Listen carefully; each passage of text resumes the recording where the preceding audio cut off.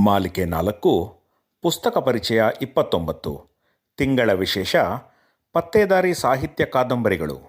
ಪುಸ್ತಕದ ಹೆಸರು ಖಜಾನೆ. ಲೇಖಕರು ಅರುಣಾ ಕುಮಾರ್ ಪಾಟೀಲ್. ಅಭಿಪ್ರಾಯ ಸರೋಜಾ ಗಡಾದ. ಓದುತ್ತಿರುವವರು ದೀಪು ಸುರೇಂದ್ರನಾಥ್.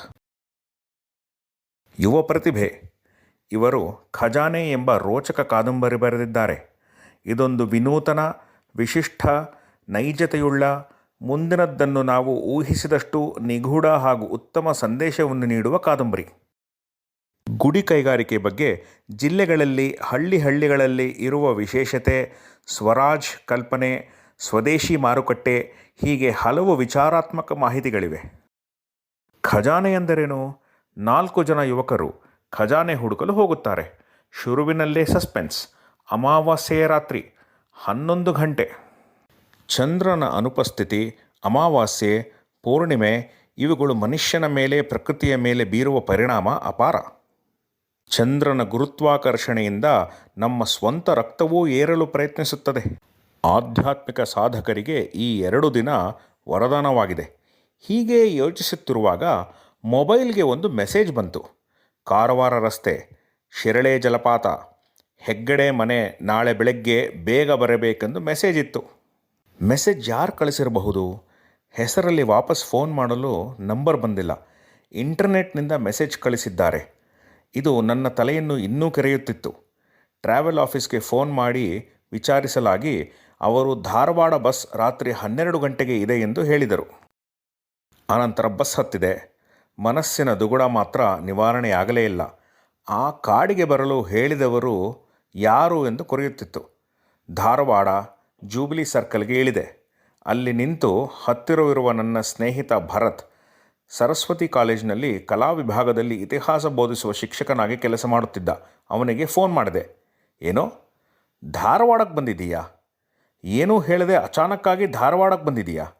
ಮತ್ತೆ ನಿನ್ನ ಕಳೆದು ಹೋದ ಸಾಮ್ರಾಜ್ಯಗಳ ಪತ್ತೇದಾರಿ ಕೆಲಸ ಏನಾದ್ರು ಶುರು ಮಾಡಿದೆಯಾ ಹೇಗೆ? ಅಯ್ಯೋ, ಪತ್ತೇದಾರಿ ಕೆಲಸವೇನೂ ಇಲ್ಲ, ಸ್ವಲ್ಪ ಜರೂರಿ ಕೆಲಸ ಇದೆ, ಆಮೇಲೆ ಹೇಳ್ತೀನಿ, ಈಗೇನು ಕೇಳಬೇಡ. ಸರಿ, 10 ನಿಮಿಷ ಅಲ್ಲೇ ಕಾಯಿ, ನನ್ನ ಸ್ನೇಹಿತ ಬೈಕ್ ತೊಗೊಂಡು ಬರ್ತಾನೆ. ಒಂದು ಪ್ರಮುಖವಾದ ಕೆಲಸಕ್ಕೆ ಊರಿಗೆ ಹೋಗಿದ್ದೀನಿ, ಮತ್ತೆ ಭೇಟಿಯಾಗೋಣ. ದೂರದಲ್ಲಿ ಭರತ್ನ ರಾಯಲ್ ಎನ್ಫೀಲ್ಡ್ ಬೈಕ್ ಬರುತ್ತಿತ್ತು. ಭರತನ ಫ್ರೆಂಡ್ ಬೈಕ್ನಿಂದ ಇಳಿದು ಉಭಯ ಕುಶಲೋಪರಿ ಆದ ನಂತರ ಅಲ್ಲೇ ಚಹಾ ಕುಡಿದು ಬೈಕ್ ಏರಿ ಅವನ ರೂಮಿಗೆ ಹೋಗಿ ಸ್ನಾನ ಮಾಡಿಕೊಂಡು ತಿಂಡಿ ತಿನ್ನಲು ಹೋಗೋಣ ನಡೀರಿ. ನಿಮಗೆ ಬೈಕ್ ಕೊಡಲು ಭರತ್ ಅವರು ಹೇಳಿದ್ದಾರೆ. ತಿಂಡಿ ಮುಗಿಸ್ಕೊಂಡು ಭರತನ ಸ್ನೇಹಿತನನ್ನು ಬೀಳ್ಕೊಟ್ಟು ಅವನ ಬೈಕ್ ಏರಿ ಯಲ್ಲಾಪುರದ ಕಡೆಗೆ ಹೊರಟೆ. ಇಲ್ಲಿ ಹೆಸರುವಾಸಿಯಾದ ನುಗ್ಗೆಕೇರಿ ಆಂಜನೇಯ ಸ್ವಾಮಿ ದೇವಸ್ಥಾನ, KCD ಕಾಲೇಜ್, ಇನ್ನಿತರ ಸ್ಥಳಗಳು ಪರಿಚಯವಿದೆ. ನಾವು ಧಾರವಾಡದಲ್ಲಿ ಇದ್ದಿದ್ದರಿಂದ ನಮಗೆ ಇನ್ನೂ ಆಪ್ತವೆನಿಸಿದೆ.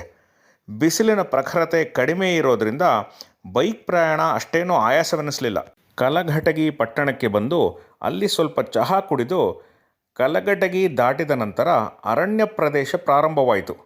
ಯಲ್ಲಾಪುರ ಸಮೀಪಿಸುತ್ತಿದ್ದಂತೆ ಈ ದಟ್ಟವಾದ ಅರಣ್ಯಕ್ಕೆ ನನ್ನನ್ನು ಕರೆಸಿದವರು ಯಾರು ಎಂಬ ಯೋಚನೆ. ಯಲ್ಲಾಪುರ ಪರಿಚಯದ ಊರೇ, ಆದರೆ ಶಿರಳೆ ಜಲಪಾತ ಪರಿಚಿತ ಪ್ರದೇಶವಲ್ಲ. ಹೀಗಾಗಿ ಸ್ವಲ್ಪ ಭಯವಾಗ್ತಿತ್ತು.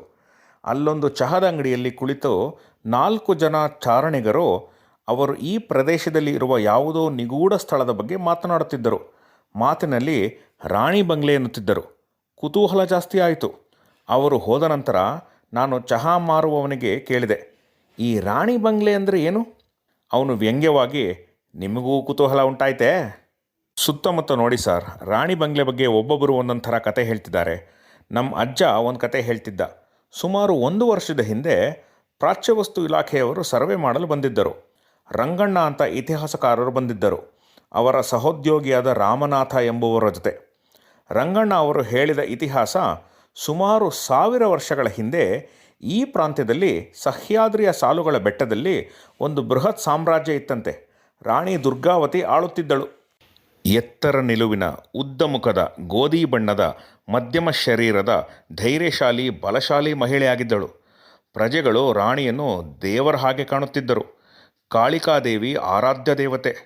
ರಾಣಿಯ ಅರಮನೆಯು 7 ಸುತ್ತಿನ ಕೋಟೆಯಿಂದ ಸುತ್ತುವರೆದಿತ್ತು.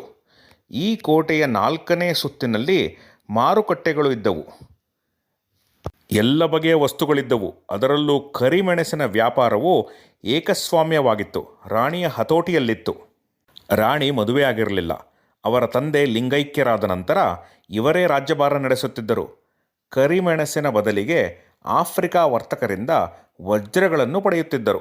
ರಾಣಿಯು ಮಾರಾಟದಲ್ಲಿ ಬಂದಂಥ ವಜ್ರ ಬಂಗಾರಗಳನ್ನು ತನ್ನ ಮಹಡಿಯ ಸುರಂಗದಿಂದ ಎಲ್ಲಿಗೋ ಸಾಗಿಸುತ್ತಿದ್ದಳಂತೆ.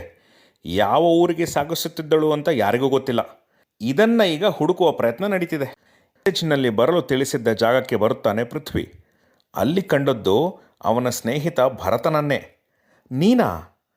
ನನ್ನನ್ನೇಕೆ ಇಷ್ಟು ನಿಗೂಢವಾಗಿರಿಸಿದೆ? ಸಮಾಧಾನ, ಹೇಳುತ್ತೇನೆ. ರಹಸ್ಯ ಪಟ್ಟಣ. ನೀವು ಅದರ ಹಿಂದೆ ಬಿದ್ದಿದ್ದೀರಾ. ಅಂದರೆ ರಹಸ್ಯ ಪಟ್ಟಣದ ನಿಧಿಯ ಕುರಿತು ನಿನಗೂ ತಿಳಿದಿದೆಯಾ? ಈಗ ಈ 5 ಜನರು ಸೇರಿ ನಿಧಿ ಇರುವ ಜಾಗ ಹುಡುಕಲು ಹೋಗುತ್ತಾರೆ. ನಾನಾ ಥರದ ತೊಂದರೆಗಳನ್ನು ಅನುಭವಿಸುತ್ತಾರೆ. ಕೊನೆಗೇನಾಯಿತು ಎಂಬುದು ಸಸ್ಪೆನ್ಸ್. 4 ಜನರ ಜೀವನದ ಘಟನೆಗಳು. ಅವು ಕುತೂಹಲಕಾರಿ, ರೋಚಕಕಾರಿ. ತುಂಬ ಕುತೂಹಲದಿಂದ ಉಸಿರು ಬಿಗಿ ಹಿಡಿದು ಓದುತ್ತೇವೆ. ಅನಿರೀಕ್ಷಿತವಾದ ತಿರುವುಗಳು ನಮ್ಮನ್ನು ಅಚ್ಚರಿಗೊಳಿಸುತ್ತವೆ. ಇಷ್ಟೆಲ್ಲ ವಿಷಯಗಳನ್ನು ಇಷ್ಟು ಪುಟ್ಟ ಕಾದಂಬರಿಯಲ್ಲಿ ಅಡಗಿಸಿರುವ ರೀತಿ, ಅವರ ಬರವಣಿಗೆಯ ಹಿಡಿತ, ಗಟ್ಟಿತನ ಮೆಚ್ಚುವಂಥದ್ದೇ. ಕಾಡಿನ ರಸ್ತೆಯನ್ನು ಚೆನ್ನಾಗಿ ವಿವರಿಸಿದ್ದಾರೆ. ಇಲ್ಲಿ ಕೋಟೆಯ ಬಗ್ಗೆ, ಮಾರುಕಟ್ಟೆಗಳ ಬಗ್ಗೆ ಬಹಳ ವಿಸ್ತಾರವಾಗಿ, ಅದ್ಭುತವಾಗಿ, ಆಕರ್ಷಕವಾಗಿ, ಕುತೂಹಲಕಾರಿಯಾಗಿ ಬರೆದಿದ್ದಾರೆ. ಇದನ್ನು ಓದಿಯೇ ಅನುಭವಿಸಬೇಕು. ನೀವು ಓದಿ ಆನಂದಿಸಿ. ಧನ್ಯವಾದಗಳು.